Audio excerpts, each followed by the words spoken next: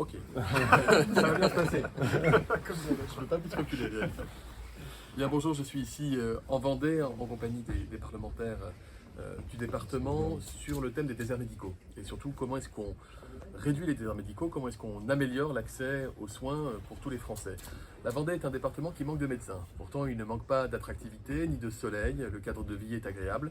Mais comme la quasi-totalité des départements de notre pays, eh bien, à cause des méfaits du numerus clausus qui a empêché pendant près de 50 ans de former suffisamment de jeunes médecins à la médecine en France, eh bien, nous souffrons de déserts médicaux. Pour y faire face, parce qu'il n'y a pas de fatalité, beaucoup de dispositifs ont été mis en place.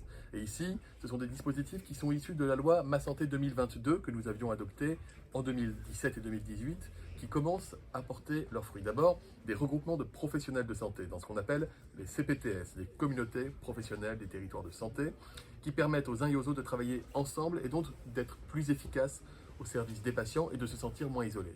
Et bien du coup, quand on travaille ensemble, généralement, il nous vient des idées et on innove. Et ici, les professionnels de santé, les médecins, les équipes soignantes ont décidé de mettre en place des centres de soins non programmés qui permettent de réorienter des patients qui, faute de trouver un médecin accessible au moment où ils en ont besoin, avaient cette tentation d'aller aux urgences. Dans ce département, il y a 2 fois plus d'entrées aux urgences qu'il y a une dizaine d'années seulement. Et donc les urgences saturent et c'est un cercle vicieux qui se met en place. Cette capacité dans 6 locaux comme celui-ci de pouvoir être réorienté vers un médecin libéral ou un médecin salarié en l'occurrence qui peut vous recevoir au pied levé et vous éviter un séjour aux urgences, c'est bien pour les malades et c'est bien pour le système de santé. Je m'étais engagé auprès des élus du territoire. Mon cabinet avait d'abord reçu la majorité départementale au ministère il y a quelques mois de cela et j'avais également reçu personnellement les parlementaires de la majorité qui se sont beaucoup impliqués sur cette question de l'accès aux soins.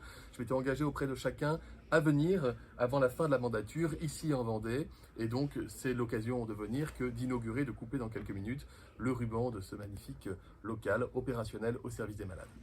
Sur la